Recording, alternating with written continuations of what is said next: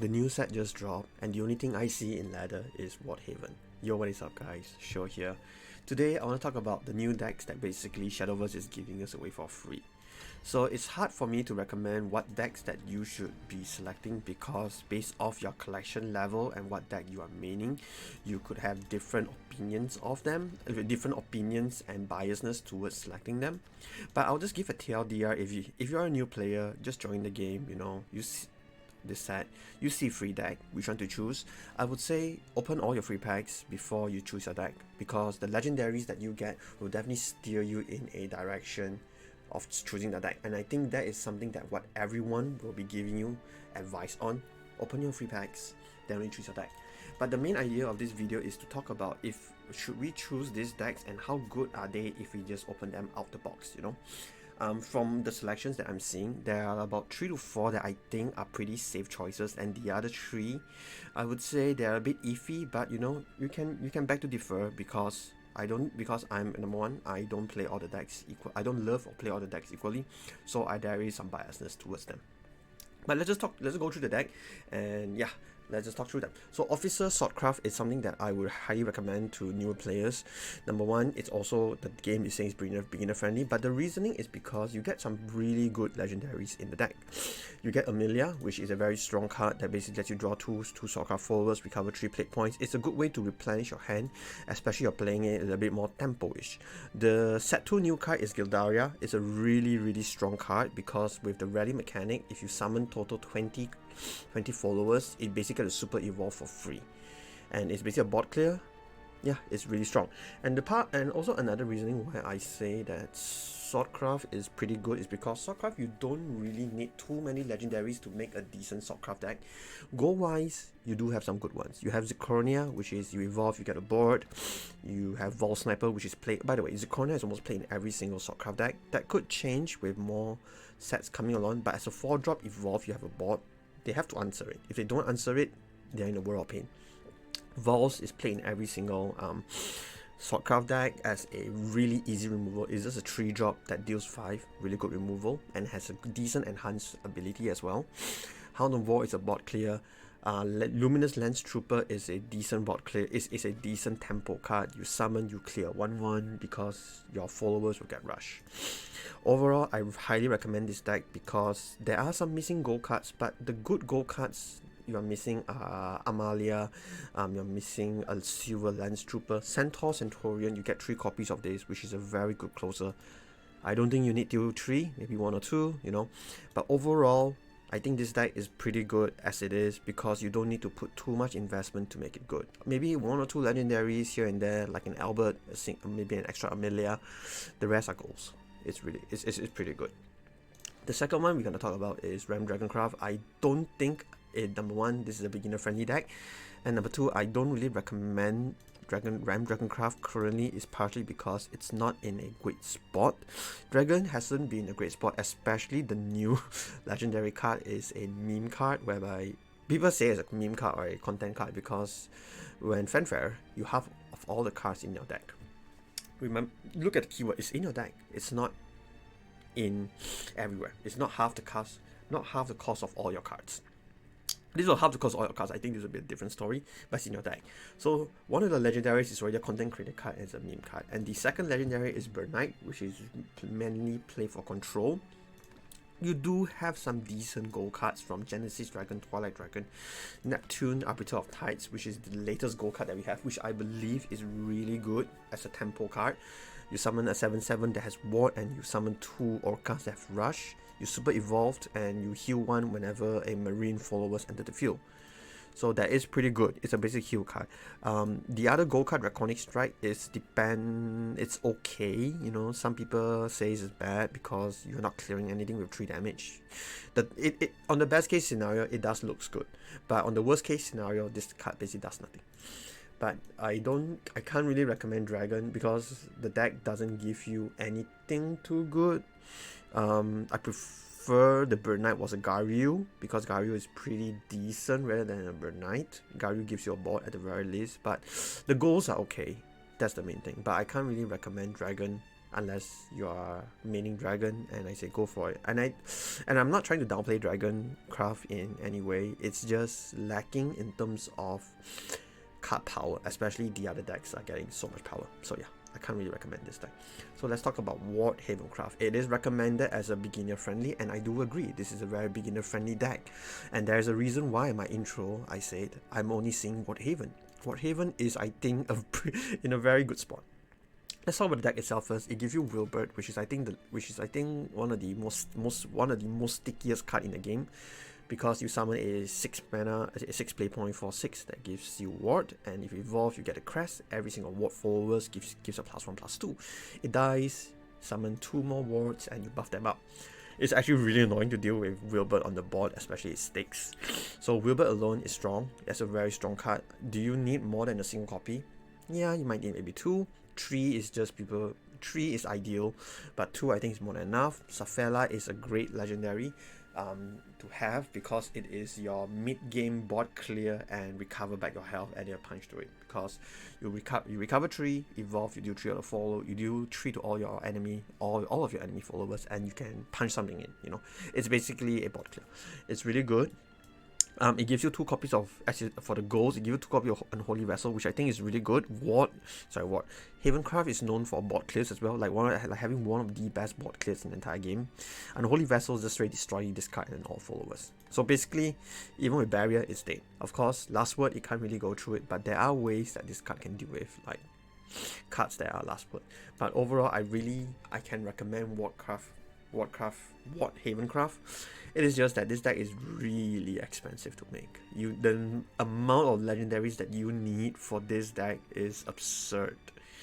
But I will recommend it still, because if you want to main Havencraft, I think it's a really good deck to main. You have a sticky board, you have good board clear. Your endgame by all means isn't too bad, because yes, you can play the Sacred Griffin that whenever you engage an amulet gives you Storm. You can also play the other card, I've forgotten her name already, the one that has last word, summon her and punch face. I've forgotten the name of the card, but I'll just slap it on the screen here for you guys. That is also a win con, and you just have a very sticky board. You know, I think Ward Havencraft is really good if you are planning to choose for it. Now we're getting into the second difficulty, Earthright Runecraft. I think Earthright Runecraft is getting, I think it's really good. I'll just say that. The archetype itself is really good, but if we look at this deck solely, is it good enough for you? Is like, if we look at this specific deck itself, I think it's good.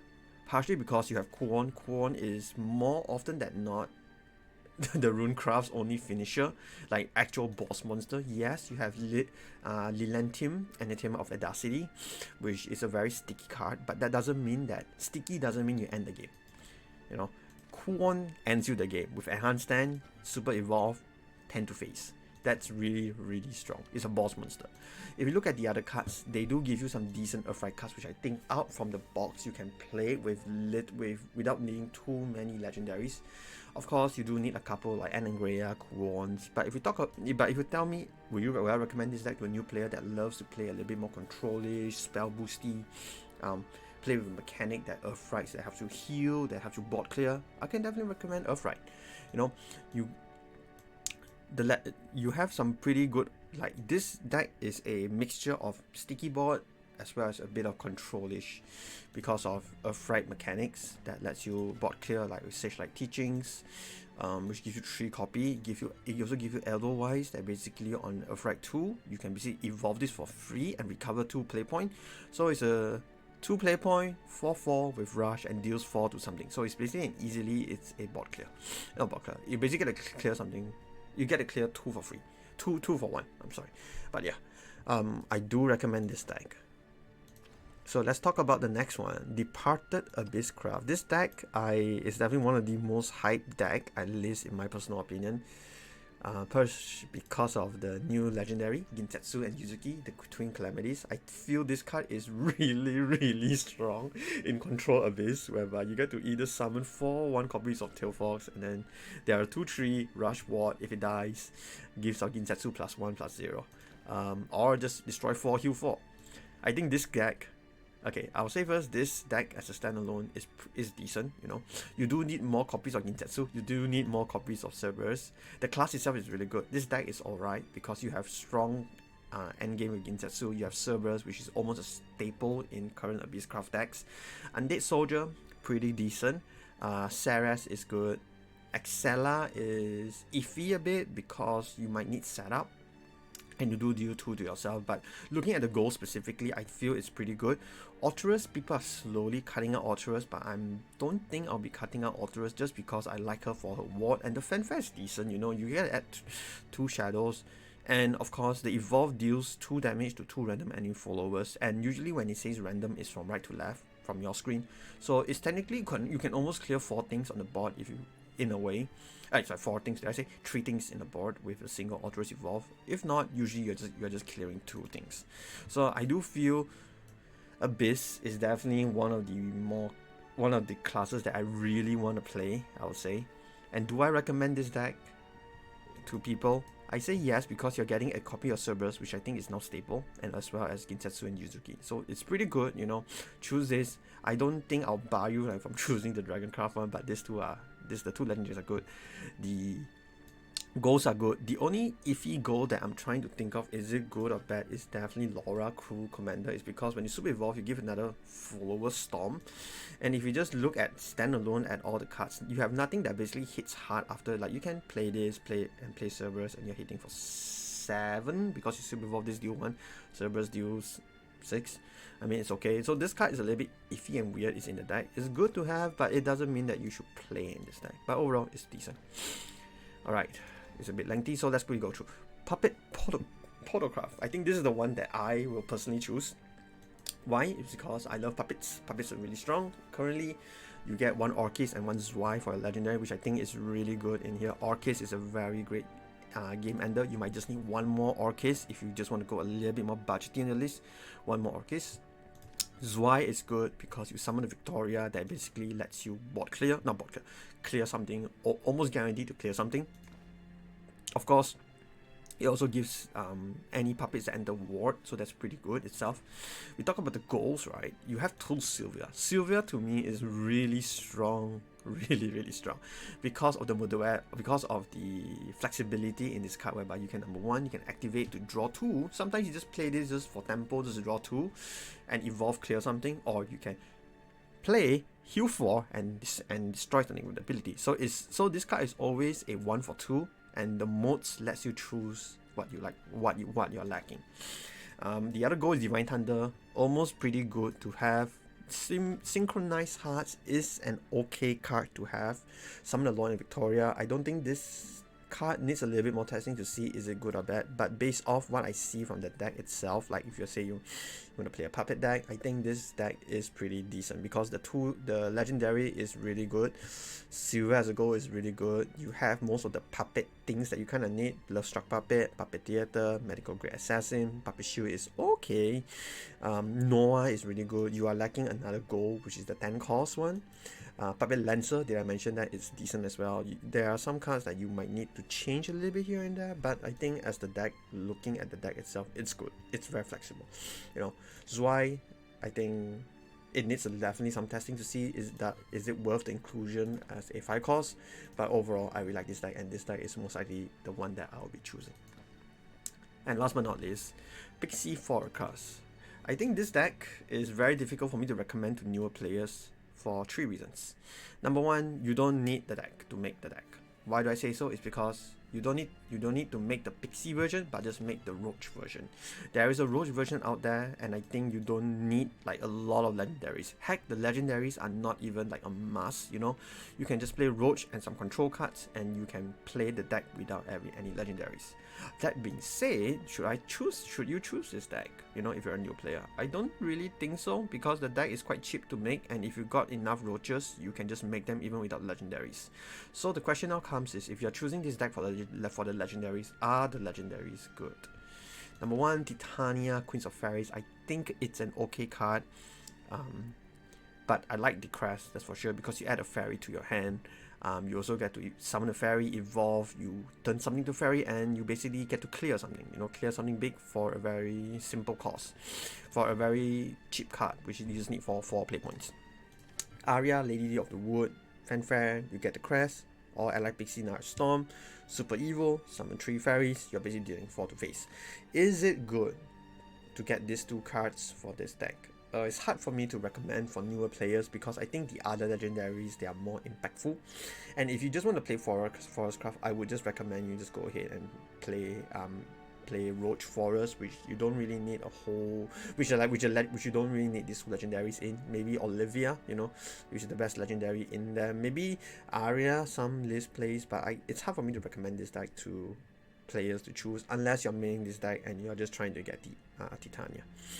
But yeah, that's basically it. Alright guys, in all, I think the decks the decks that I will recommend is definitely Office, Swordcraft, the deck is good. Wardhaven Craft, Earthright, Abyss Craft, and of course Puppet. Pixie is hard to recommend because you can make the deck you can make the deck without even choosing this deck. I mean, if you want to choose, you better choose the legendaries for it, right? And Ram Dragon is just not in the best spot. Earthright Ruin, some good legendaries, but it depends on your playstyle. I think it's good. But yeah, these are my thoughts. Feel free to comment down below. I know this is my first time doing this kind of like review video. Are the cards good or bad? Do you take this or not? But yeah, these are my thoughts. I hope you guys do enjoy the video.